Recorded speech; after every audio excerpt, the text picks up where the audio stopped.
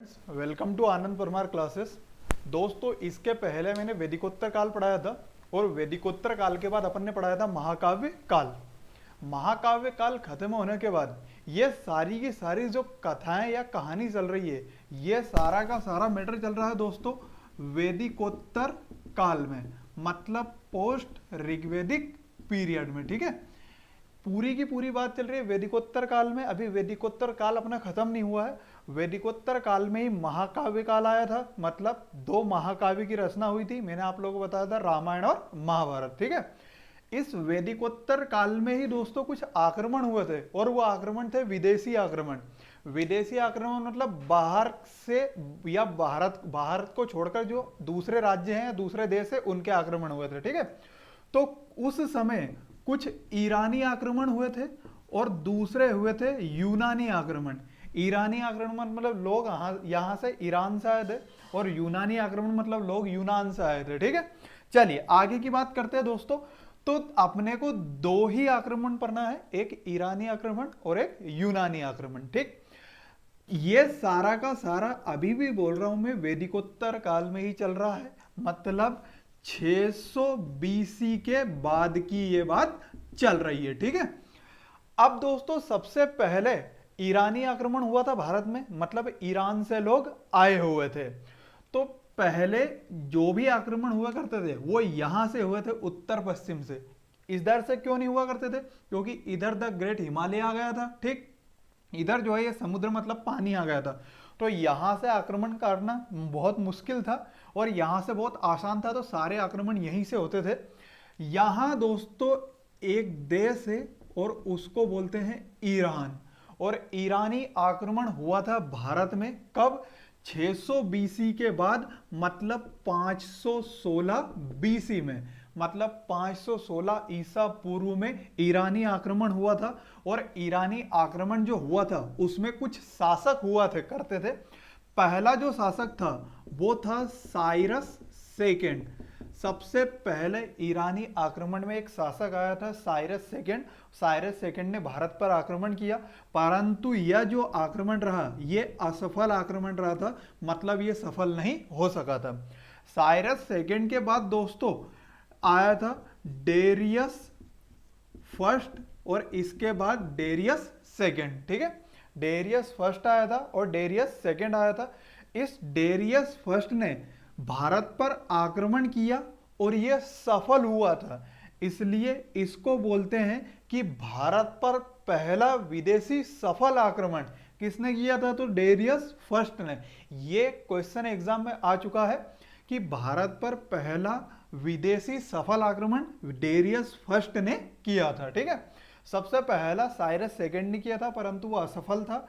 उसके बाद Darius first आया, डेरियस फर्स्ट के बाद डेरियस सेकेंड आया। डेरियस फर्स्ट का जो आक्रमण था वो सबसे पहला विदेशी सफल आक्रमण था भारत पर। और डेरियस फर्स्ट और सेकेंड के बाद दोस्तों एक और शासक आया था और उसको बोलते हैं डेरियस थर्ड।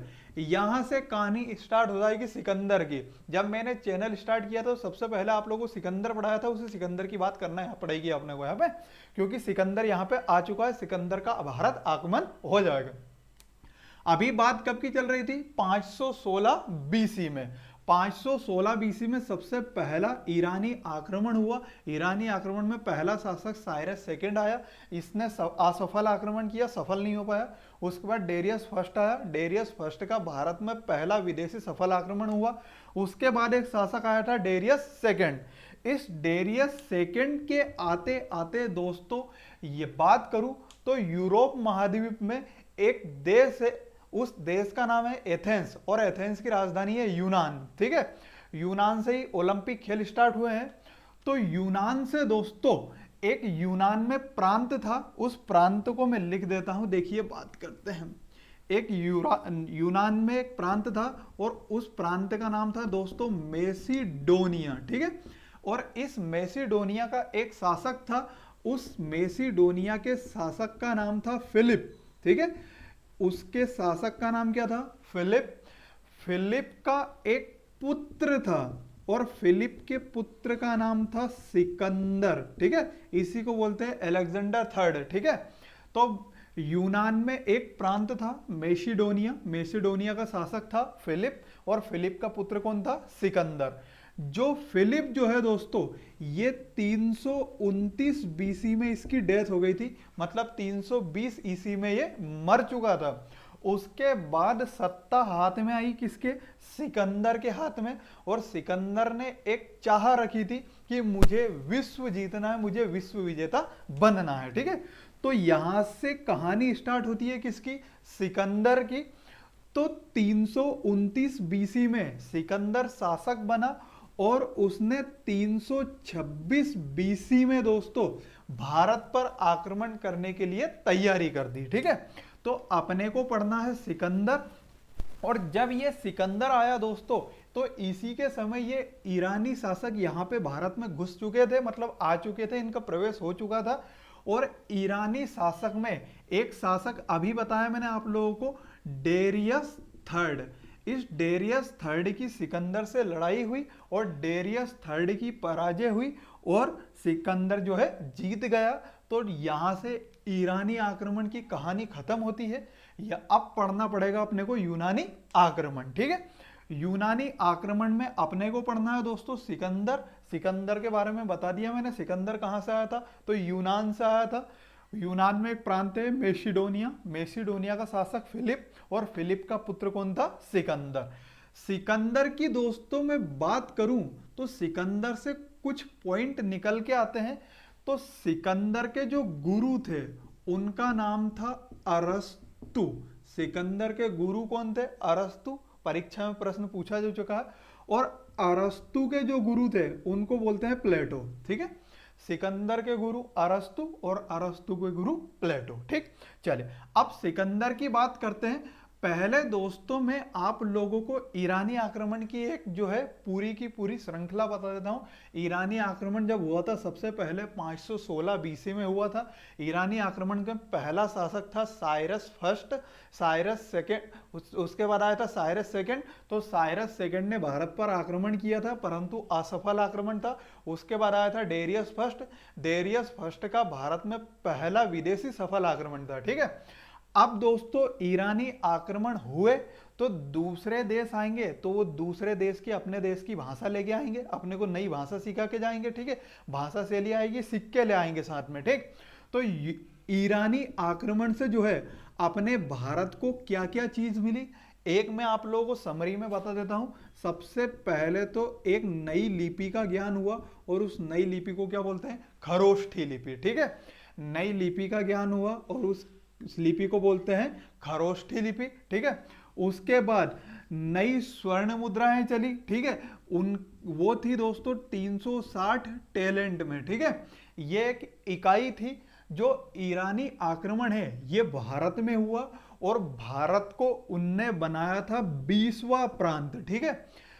मतलब दोस्तों पहले 19 प्रांत वो जीत चुके थे और 20वां प्रांत कौन था? भारत था।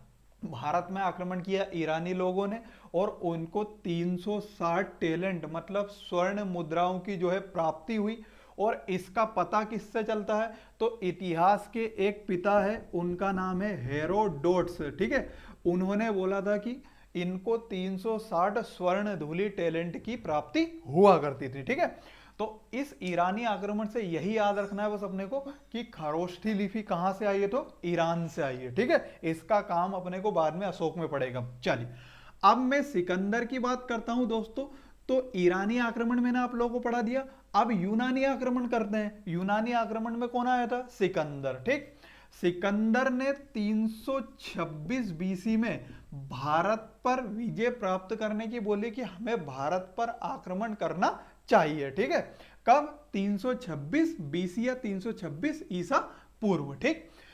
सिकंदर दोस्तों यहां से यूनान से आया। यूनान के बाद यहां पड़ता है ईरान, यहां पड़ता है इराक, इराक के बाद अफगानिस्तान, फिर पाकिस्तान, और पाकिस्तान के बाद स्टार्ट होता है दोस्तों भारत।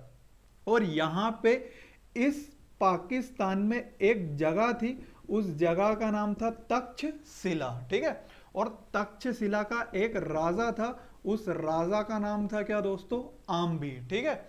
इस आम्बी ने सिकंदर की बड़ी सेना देखकर आत्मसमर्पण कर दिया था और सिकंदर से यह भी बोला था कि मैं आपका आगे के युद्ध में साथ दूंगा। ठीक है। आम्भी कहां का राजा था? तक्षशिला का। तक्षशिला कहां है? वर्तमान में पाकिस्तान में। ठीक है, परंतु उस समय भारत में था। ठीक है। तो सबसे पहला शासक कौन था? सिकंदर की लड़ाई किससे हुई? आम्भी से। आम्भी ने आत्मसमर्पण किया। उसके बाद जो सिकंदर है आगे आया और यहां पे ये एक नदी निकल रही है, झेलम नदी। ठीक है, इस नदी का नाम है झेलम नदी और झेलम का पुराना नाम थे दोस्तों वितस्ता। ठीक है, झेलम का पुराना नाम है वितस्ता। तो झेलम और चिनाब नदी के किनारे इनके मुहाने पर एक राजा हुआ करता था। उस राजा का नाम था पोरस। पोरस का शासन हुआ करता था। तो पोरस से लड़ाई किसकी हुई? सिकंदर की। तो सिकंदर वर्सेस पोरस। पोरस उस लड़ाई में हार गया था और सिकंदर जीत गया था। परंतु पोरस की वीरता देखकर सिकंदर ने उसके सारे के सारे राज्य वापस उसको लौटा दिए। ठीक है। सबसे पहले तक्षशिला में आया, तक्षशिला का राजा आम्भी, उसने समर्पण कर दिया।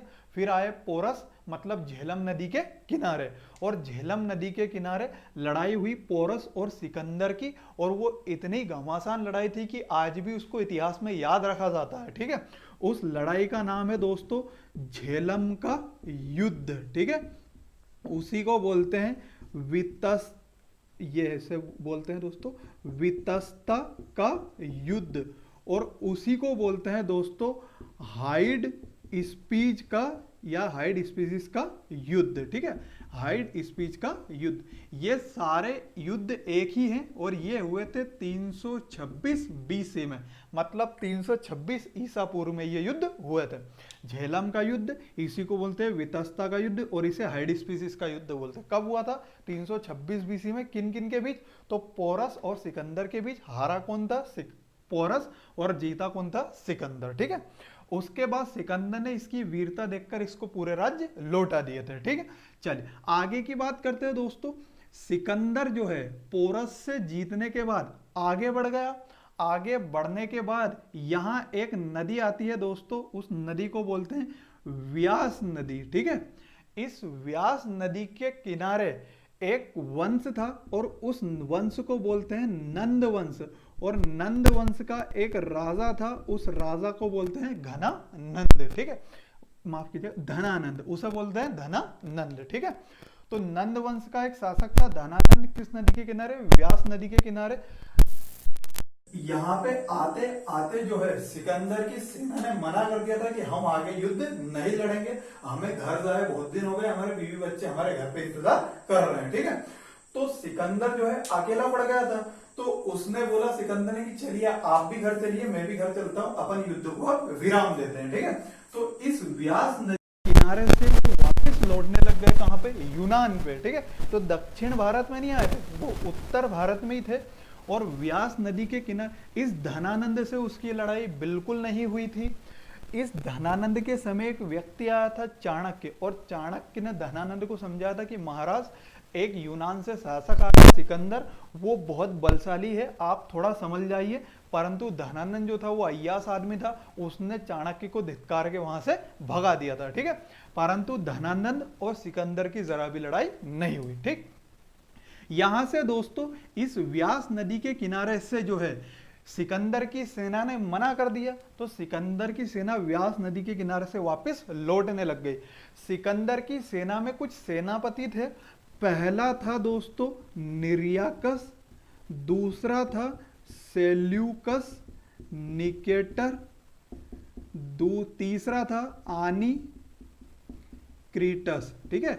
और चौथा था एरिस्टोबुलस। ठीक है। ये चार सेनापति अपने को याद रखना, ये एग्जाम में आ चुके हैं चारों के चारों। ठीक है। कोई सा भी पूछ लेता है कि सिकंदर की सेना में सेनापति कौन कौन से, तो निर्याकस, सेल्यूकस निकेटर, आनिक्रीटस और एरिस्टोबुलस। ठीक है। ये चार सेनापति हुआ करते थे उसकी सेना में। उसके बाद दोस्तों मैं आगे की बात करूं तो व्यास नदी के किनारे से सिकंदर की सेना वापस जो है पलायन करने लग गई। कहां पे? यूनान में जाने लग गई। तो सिकंदर ने अपनी सेना को दो भागों में बांटा। कब? जल और थल सेना में, वो यहाँ पे बैठा, परंतु उसके पहले कुछ चीज समझते हैं अपन। सिकंदर का मतलब एक राज्य था, उस राज्य का नाम था अस्मक, ठीक है। उस राज्य का राज्य का नाम था दोस्तों अस्वक, और अस्वक से या अस्वक राज्य से सिकंदर की लड़ाई हुई, और इस अस्वक राज्य की महिलाओं ने युद्ध किया सिकंदर के साथ। तो ये भी एग्जाम में इंपॉर्टेंट क्वेश्चन है कि किस राज्य की महिलाओं के सिकंदर के साथ युद्ध हुआ, तो अस्वक राज्य की महिलाओं के साथ। उसके बाद यहाँ पे एक राज्य आया था मालव, और इसे वर्तमान का बोलते हैं मालवा, ठीक है। तो मालवा के लोगों से सिकंदर की लड़ाई हुई, और इस लड़ाई में सिकंदर को गंभीर चोट लग गई थी, ठीक है। यहाँ पे अस्वक राज्य में महिलाओं से लड़ाई हुई उसकी, मालव राज्य में उसको लड़ाई करते करते चोट लग गई थी। यहाँ पे दोस्तों जब यहां से निकले सिकंदर की सेना, तो यहां से जल आ गया था और ये स्थल था। तो सिकंदर की सेना दो मार्गों से गई, एक जल से और एक स्थल से। जो जल सेना का नेतृत्व किया, सिकंदर की जो जल सेना है उसका नेतृत्व किया था निर्याकस ने, ठीक है। एक सेनापति था निर्याकस, और जो थल सेना का नेतृत्व किया था वो किया था सेल्यूकस निकेटर ने, ठीक है। ये ध्यान रखना है, परीक्षा में पूछे जा चुके हैं सारे के प्रश्न, ठीक है, कि सिकंदर की जल सेना का नेतृत्व निर्याकस ने किया था और थल सेना का नेतृत्व सेल्यूकस निकेटर ने किया था। सिकंदर का अस्वक राज्य की महिलाओं से युद्ध हुआ, मालव राज्य में युद्ध करते करते उसे चोट लग गई थी, ठीक है। सिकंदर दोस्तों आगे आगे बढ़ा, इसका एक सेनापति था सेल्यूकस निकेटर। सेल्यूकस निकेटर यहाँ आते आते यहाँ तक्षशिला में रुक गया था, और उसने तक्षशिला में अपना शासन स्थापित कर लिया था। इसकी लड़ाई फिर मौर्य वंश में चंद्रगुप्त मौर्य से होगी, इसको मैं बताऊंगा आगे, ठीक। चल, अब जो है यहां से सिकंदर वापस चला, तो यहां और यहां दोस्तों एक जगह है, ईरान के बाद यहां पे है इराक, और इराक में एक जगह है बेबीलोन, ठीक है। इराक में एक जगह है, आपको ध्यान रखना, बहुत इंपॉर्टेंट है, और उस जगह का नाम है बेबीलोन। और बेबीलोन में सिकंदर की मृत्यु हो गई, कब हुई? 323 बीसी में या 323 ईसा पूर्व में। तो सिकंदर जो है यहां से मालव राज्य के लोगों से लड़ाई करते करते चोटिल हो गया था, मतलब चोट लग गई थी, तो उसमें ज्यादा साहस बचा नहीं था। चलते चलते वो दोस्तों इराक में आया, इराक की राजधानी है बगदाद, ठीक है। तो इराक में एक इराक में एक जगह है बेबीलोन, और बेबीलोन में सिकंदर की क्या हो गई? मृत्यु। कब हुई? 323 ईसा पूर्व में, ठीक है। तो यहां से किसकी कैसेट खत्म होती है? तो सिकंदर की। सिकंदर के बारे में मैं एक बार और बता रहा हूं क्योंकि इंपॉर्टेंट है, एग्जाम में क्वेश्चन आते हैं, ठीक। दोस्तों सबसे पहला ईरानी आक्रमण हुआ भारत में, ईरानी आक्रमण हुआ था लगभग 516 बीसी में, ठीक है। सबसे पहला शासक कौन आया था? तो साइरस सेकंड। साइरस सेकंड ने यहाँ पे भारत पर आक्रमण किया, परंतु वो असफल आक्रमण था। सबसे पहला सफल आक्रमण जो किया था वो किया था दोस्तों डेरियस फर्स्ट ने। डेरियस फर्स्ट ने सबसे पहला विदेशी आक्रमण जो भी सफल किया भारत में। उसके बाद आया Darius second, Darius third. Darius third की लड़ाई हुई किससे? सिकंदर से। सिकंदर कहां से आया था? तो यूनान से, यूरोप महाद्वीप से, ठीक है। यूनान में एक जगह है मेसिडोनिया प्रांत। मेसिडोनिया प्रांत का एक शासक था फिलिप। फिलिप के मरने के बाद उसका एक पुत्र था अलेक्जेंडर तृतीय, या उसे ही बोलते हैं सिकंदर। सिकंदर जो है 329 बीसी में वैसे राजगद्दी उसने संभाली थी। कब? 329 बीसी में। परंतु 3 साल उसने यूं ही निकाले वहां पे यूनान में। उसके बाद 326 बीसी में उसने एंट्री कहां पे की दोस्तों? भारत में।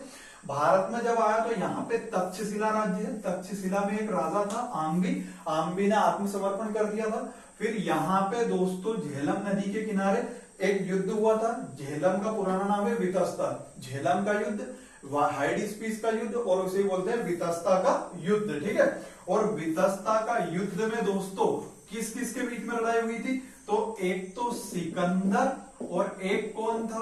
पोरस। और ये लड़ाई हुई थी कब? 326 बीसी में। ये डेट याद रखना है ना कि हाइडिस्पिस या झेलम या वितस्ता का युद्ध कब हुआ था? तो 326 बीसी में। किस किस के बीच? पोरस और सिकंदर के बीच हुआ था, जिसमें पोरस हार गया था, परंतु पोरस ने इतनी वीरता से युद्ध लड़ा था कि सिकंदर ने उसके जीते हुए राज्य वापस लौटा दिए थे। ठीक है, यहाँ पे फिर आगे बढ़ते बढ़ते व्यास नदी के किनारे, ये है व्यास नदी। ठीक है, व्यास नदी के किनारे सिकंदर आए थे, परंतु व्यास नदी के तट तक आते आते सिकंदर की सेना ने मना कर दिया था कि हम आगे नहीं बढ़ पाएंगे। ठीक है, सिकंदर ने सोचा कि क्यों ना अब अपने को वापस घर चलना चाहिए, क्योंकि अपनी सेना अब अपना साथ नहीं दे। ठीक है, और बिन सेना के अपन युद्ध लड़ नहीं पाएंगे। सिकंदर की सेना वापस चली। सिकंदर का एक लड़ाई हुई अश्वक राज्य की महिलाओं से, फिर मालव राज्य में हुई। मालव राज्य से लड़ते लड़ते उसको चोट आ गई थी। बाद में दोस्तों उसी समय यहाँ पे, इसके पहले सिकंदर ने अपनी सेना को दो भागों में बांट दिया था, जल और थल। जल सेना का नेतृत्व निर्याकस ने किया, थल सेना का नेतृत्व सेल्यूकस निकेटर ने किया। सिकंदर की सेना में 4 सेनापति हुआ करते थे मेन में। कौन कौन से? निर्याकस, सेल्यूकस निकेटर, एरिस्टोबुलस और अनिसिक्रेटस। ठीक है, उसके बाद सिकंदर आया दोस्तों यहाँ पे इराक में एक जगह है बेबीलोन, और यहाँ पे उस सिकंदर की मृत्यु हो गई। वो कब हुई? वो 323 बीसी में। तो सिकंदर से 2 प्रश्न निकल के आते हैं कि सिकंदर के गुरु का क्या नाम था? तो अरस्तु। सिकंदर ने जो लड़ाई लड़ी थी, झाइड का युद्ध, झेलम का युद्ध कब हुआ था? तो 326 बीसी में।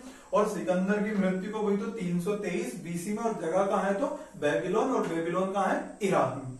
तो 2 विदेशी आक्रमण हुए थे, वो कौन कौन से थे? एक पहला था दोस्तों ईरानी आक्रमण। ईरानी आक्रमण से भारत देश को क्या मिला? तो एक लिपि मिली थी, वो कौन सी थी? खरोष्ठी लिपि। ठीक है, अब यूनानी आक्रमण से क्या क्या मिला देश को, अपने भारत देश को, उसकी बात कर लेते हैं। तो यूनानी आक्रमण से सबसे पहले तो याद रखिएगा कि कोई सा भी आक्रमण अगर भारत में होगा अपने में, तो उसकी भाषा आएगी अपने को पास, उसके बाद उससे व्यापार संबंध हो गए। तो ईरानी आक्रमण जो हुआ, तो वहां से भी ईरान के साथ अपने व्यापारिक संबंध स्थापित हुए, और उसके बाद यूनानी आक्रमण हुआ तो यूनान से भी अपने जो है व्यापारिक संबंध स्थापित हुए। ठीक है, सिकंदर ने दोस्तों 2-3 शहर बसाए थे, इंपोर्टेंट है, बता देता हूं। सबसे पहला जो शहर बसाया था उसे बोलते हैं निकैया। ये याद रखना है, एग्जाम में पूछे जा चुके हैं बहुत बार।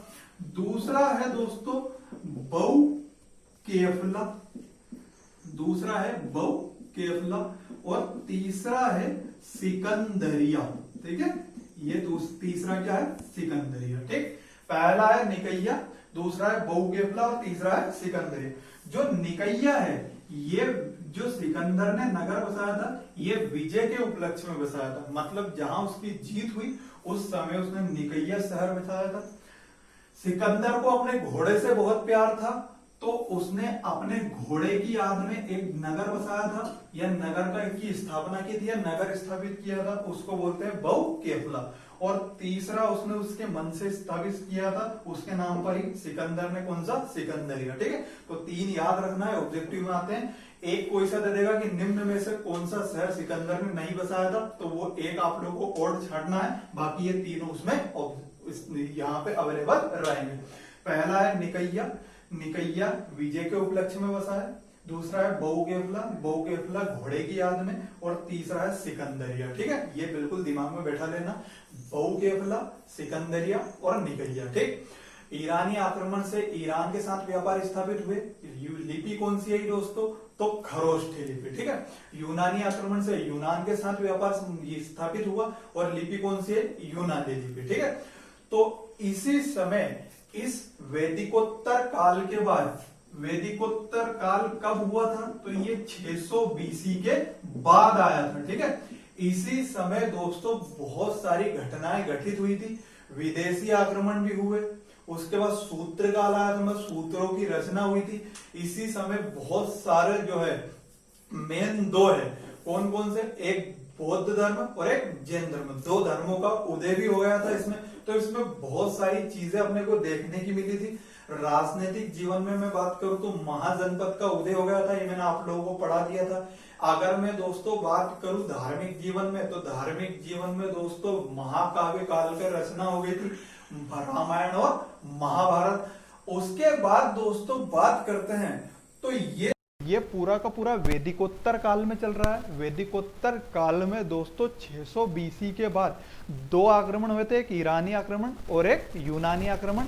यूनानी आक्रमण खत्म होते होते सिकंदर आ गया था। सिकंदर के मरने के बाद दोस्तों मैंने आप लोगों को बताया था कि सिकंदर की थल सेना का नेतृत्व किसने किया, तो सेल्यूकस निकेटर। तो इसके बाद अपने को सेल्यूकस निकेटर ही पढ़ना है ना। तो सेल्यूकस निकेटर की कहानी पढ़ेंगे और सेल्यूकस निकेटर के पराजय होने के बाद दोस्तों एक नया वंश आ जाएगा, उसको बोलते हैं मौर्य वंश। ठीक है, तो इतिहास गवाह है कि जितने भी राजा है उनके कमजोर होने के बाद दूसरे जो राजा आए थे ताकर, उनने कमजोर राजाओं को हरा के अपना शासन स्थापित किया और अपने वंश का नाम डाल दिया। ठीक है, क्लियर इतनी बात। मतलब महाजनपद काल में पहला जो आया था वहां पे हर्यक वंश आया था। हर्यक वंश को खत्म करके नागवंश आया था। नागवंश को खत्म करने के बाद नंद वंश आया और नंद वंश को खत्म करने के बाद मौर्य वंश आ जाएगा। ठीक है, क्लियर इतनी बात। तो दोस्तों अपन ने ईरानी आक्रमण और यूनानी आक्रमण अच्छे से पढ़ लिए हैं। ये सारी की सारी बात चल रही है 600 बीसी के बाद। इसी समय धार्मिक जीवन के उपलक्ष्य में कुछ बात करूं तो दो धर्मों का उदय हुआ था, वो जैन धर्म और बौद्ध धर्म। तो वो अपन अगले लेक्चर में पढ़ेंगे। पहले जैन धर्म पढ़ेंगे और उसके बाद पढ़ेंगे बौद्ध धर्म। ये सारे के सारे साथ में चल रहे हैं। सारी की सारी बात कब की चल रही है, ये 600 बीसी के बाद की चल रहे हैं। मतलब ये पूरा का पूरा जो काल चल रहा है वैदिकोत्तर काल चल रहा है। वैदिकोत्तर काल खत्म होते होते दोस्तों बहुत टाइम लगेगा इसमें। तो अपन पूरा का पूरा भी वैदिकोत्तर काल पढ़ रहे हैं। ये ईरानी आक्रमण भी वैदिकोत्तर काल में हुआ है, यूनानी आक्रमण भी वैदिकोत्तर काल में हुआ, और बौद्ध और जैन धर्म दोनों आएंगे। ये भी कहां आएंगे, ये भी वैदिकोत्तर काल में आएंगे। ठीक है, तो आई होप आप लोगों को ये अच्छे से समझ में आया होगा। इसके बाद अपना होगा जैन धर्म और बौद्ध धर्म। तो कल का लेक्चर अपना दोस्तों जैन धर्म का ही रहेगा। ठीक, अगर वीडियो अच्छा लगे तो लाइक और सब्सक्राइब कर दीजिए और अपने दोस्तों के साथ शेयर करना ना भूलें। Thank you.